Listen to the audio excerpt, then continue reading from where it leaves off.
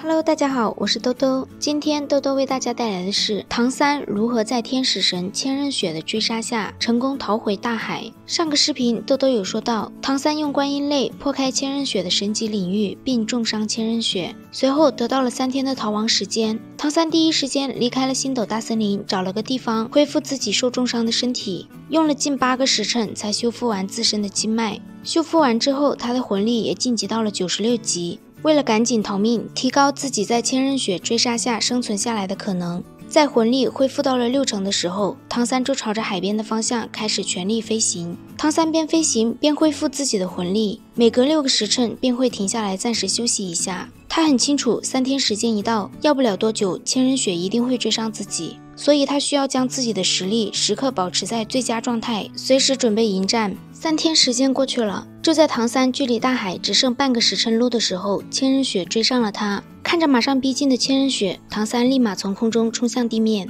天空是天使神的主场，以唐三封号斗罗的实力，绝对不可能在空中讨到便宜。他的身下是一大片丘陵地带，丘陵之后再翻过2座山就可以抵达海边了。千仞雪追上唐三时是全副武装，天使圣装和他的天使圣剑都已经用上了。重塑心脏对于天使神来说是非常痛苦的，不亚于接受一次天使传承。千仞雪将过去3天受到的折磨全都算在了唐三的头上，现在的他只想杀了唐三。天使领域一开，这次的天使领域就算唐三再次炸还也无法破开。随后天使圣剑借用太阳神力对唐三发出了全力一击，这一击是唐三无法承受的，但他也不会束手就擒。唐三利用海神3叉戟暂时将天使领域排开一点，随后用昊天锤朝他脚下的地面挥了出去。6翼天使之神本身的属性是以神圣为主，火焰为辅。千仞雪使出的这一击叫太阳圣剑，是天使之神特有的神力，爆炸力非常强。2大属性通过太阳神力完全爆发。在太阳圣剑落在地面上的时候，千仞雪认为唐三必死无疑，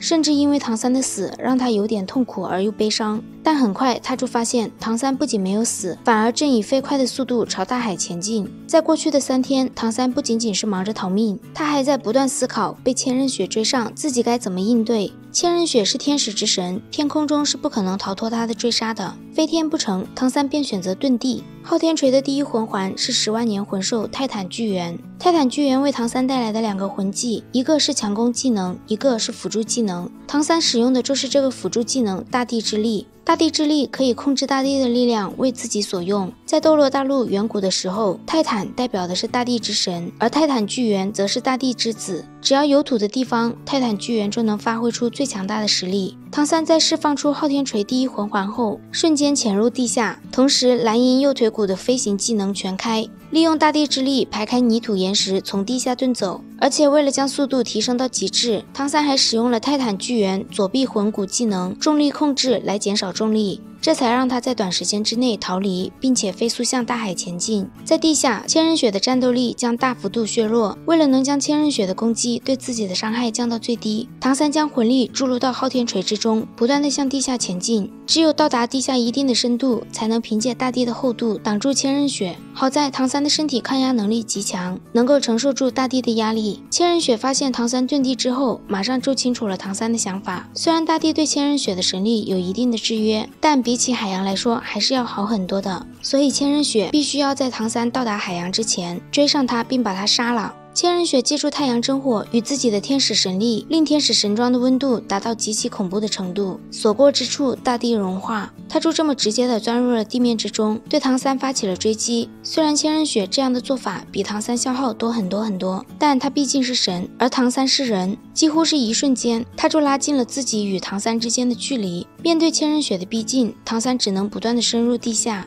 只有这样，大地对千仞雪的限制才会越来越大。不过这对唐三来说也是很危险的，一旦唐三的魂力消耗完，无法再支撑大地之力的控制，他就会被挤压在地底深处，很有可能立马丧命。当唐三潜入到地下1000米左右的时候，千仞雪距离他不足200米，但他从太阳光中借助的太阳真火已经消耗完了。太阳真火消耗完，千仞雪就必须凭借天使神力来破开泥土岩石坠击，这样他的速度就下降了。虽然还是比唐三快，但却也只快一点点。而且千仞雪在地底下无法进行大范围的攻击，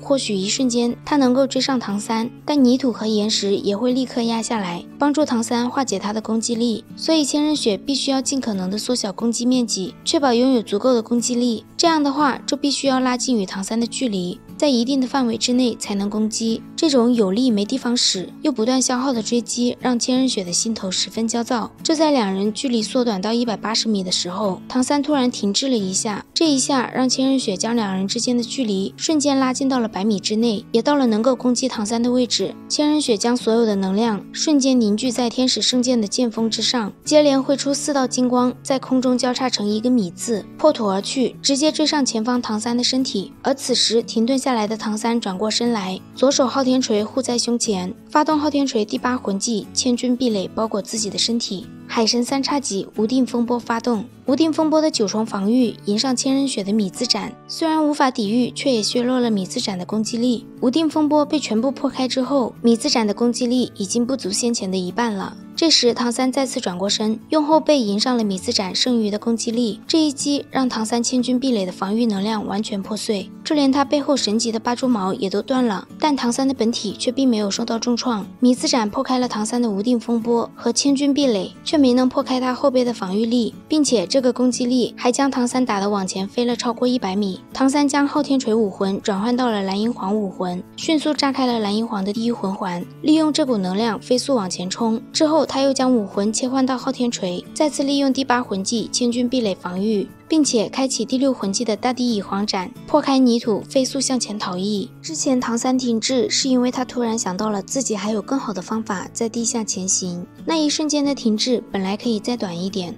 唐三是故意让千仞雪将距离拉近到100米之内，他相信自己的防御不能让千仞雪将他一击击杀。不说无定风波和神级8蛛矛，就说千钧壁垒的防御力就特别强大。10万年魂环本该赋予唐三2个魂技，但唐三的第8魂技只有1个防御技能，这个魂技的威力相当于2个魂技融合为一，防御力堪称完美。而他之所以停顿，是因为他想起了千钧蚁皇的大地属性比二冥更加纯粹，毕竟二冥生活在地面上，而千钧蚁皇本身就擅长在地下。唐三的选择也非常的正确，当他使用千钧蚁皇的魂技向前进的时候，比之前使用大地之力和重力控制时更加轻松，魂力消耗也减少了很多，慢慢的他的魂力恢复速度也快了起来。而且这一击也消耗了不少千仞雪的天使神力，再加上唐三炸的是蓝银皇的武魂，昊天锤的武魂依旧可以连续使用。千仞雪发现唐三不仅没有死，反而跑得更快了。再这样耗下去，唐三很有可能会逃到大海之中，到时候他受到的制约会比在大地之中更多。再加上唐三是海神的传承人，在大海之中他的优势更多，所以为了尽快杀了唐三，千仞雪在原地停了下来，直接使出神力，用天使圣剑打通了地下到地面长达1500米、直径1米的通道。他利用天使圣剑吸引太阳真火，发动天使神装的属性，强行吸食太阳真火中包含的能量。在千仞雪蓄力的这8秒钟，唐三已经逃到了3000米开外。他的精神力无法得知千仞雪的行动，但强烈的危机感还是让他下意识使出了海神3叉戟，并同时炸掉了蓝银皇剩余的8个魂环。这一刻的他感受到了前所未有的死亡危机，毫不犹豫地将自己的实力完全爆发了出来。唐三将自己所有的能量全都注入海神3叉戟，以此隔绝太阳真火之力。但瞬间，千仞雪带着他的天使圣剑出现在他的眼前，并将天使圣剑斩在了海神3叉戟主刃的尖端处。唐三用重力将海神3叉戟变成了108万斤，在天使圣剑的压力下，唐三也感觉自己离死亡越来越近了。这时候，千仞雪又矛盾了起来。经过这一战，唐三在他心里的身影越来越深了。